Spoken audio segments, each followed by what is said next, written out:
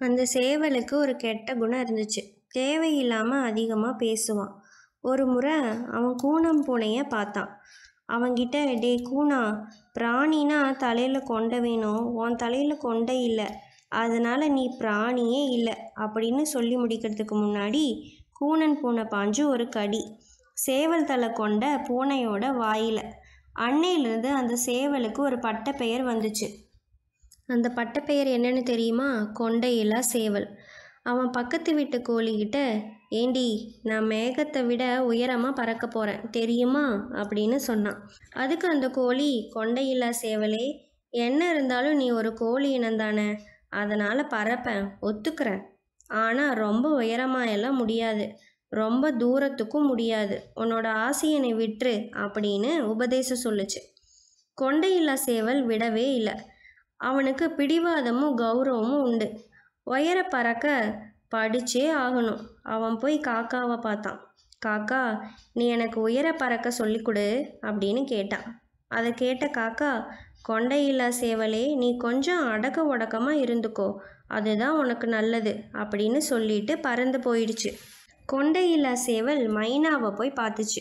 மைனா மைனா, எனக்கு உயர பறக்க சொல்லி கொடுக்குறியா அப்படின்னு கேட்டுச்சு. கொண்டையில்லா சேவலே, எனக்கு வேற வேலை இருக்கு அப்படின்னு சொல்லிட்டு மைனா முகத்தை திருப்பிட்டு போயிருச்சு. காக்காவும் சொல்லித்தர மாட்டேங்குது, மைனாவும் சொல்லித்தர மாட்டேங்குது. இவங்களை விட கழுகன் தான் பலசாலி.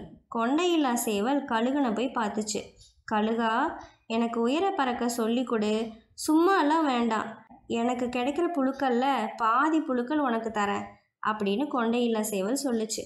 கொண்டையில்லா சேவலே, உயர பறக்கிறது உனக்கு ஒத்து வராது, சும்மா ஆசைப்பட்டு பிரயோஜனம் இல்லை, நீ உன் வேலையை பாரு அப்படின்னு கழுகன் சொன்னான்.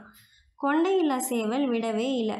அவன் கழுகனை தொந்தரவு செஞ்சுட்டே இருந்தான். கழுகனுக்கு இறக்கம் வந்துச்சு. சரி, நான் சொல்லி கொடுக்குறேன், முதல் பாடத்தை ஆரம்பிப்போமா? நீ என் முதுகில் ஏறிக்கோ, நான் உன்னை தூக்கிட்டு உயரத்தில் பறக்கிறேன் அப்படின்னு கழுகன் சொன்னான். கொண்டையில்லா சேவல் உற்சாகமாகிட்டான். அவன் கழுகனோட முதுகில் ஏறி உட்காந்துட்டான். கழுகன் சிறகுகளை விரித்து உயர பறக்க தொடங்கினான்.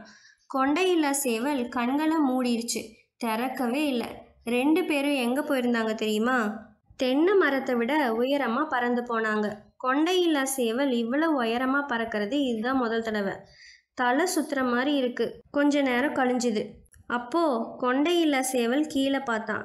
கீழே, ரொம்ப கீழே தென்னை மரமே புல்லு மாதிரி தான் தெரிஞ்சுது. கழுகு இன்னும் மேலே பறந்துட்டே இருந்தான். கொண்டையில்லா சேவல் ரொம்ப பயந்து போயிட்டான். அவன் கழுகனோட இறகுகளை இறுக பிடிச்சிட்டான். பிடிய விட்டா அவ்வளோதான், முடிஞ்சது காரியம். கழுகா, தயவு செஞ்சு என்னை கீழே இறக்கி விட அப்படின்னு கெஞ்சினான். ஆனால் கழுகன் உயர போயிட்டே இருந்தான். கொண்டையில்லா சேவலுக்கு கீழே பார்க்குறக்கே பயமாக இருந்துச்சு. அவன் கண்களை இறுக மூடிட்டான். கொண்டையில்லா சேவலே, நான் இப்போ உன்னை தள்ளிவிட போகிறேன் அப்படின்னு கழுக சொன்னான். ஐயோ, தள்ளிடாத, நான் செத்துருவேன், என்னை காப்பாற்று, உனக்கு புண்ணியம் கிடைக்கும் அப்படின்னு சொல்லிச்சு கொண்டையில்லா சேவல். இனிமேல் நீ மேகங்களை விட உயரமாக பறக்கணுமா அப்படின்னு கழுகன் கேட்டான். இல்லை, வேண்டாம் அப்படின்னு சொல்லிச்சு கொண்டையில்லா சேவல். அதுக்கப்புறம் கழுக அவனை கீழே இறக்கி விட்டுட்டான். பக்கத்து வீட்டு கோழி, என்னாச்சு உன் முதல் பாடம் அப்படின்னு கேட்டுச்சு. கொண்டையில்லா சேவல் கொஞ்சமும் தயங்காமல், கழுகன், காக்கா, மைனா எல்லாம் மோசமான பறவைங்க, உயர பறக்கிறது அவங்களுக்கு சரிதான், கோழியோட தகுதிக்கு அது தேவையில்லை அப்படின்னு சொன்னான்.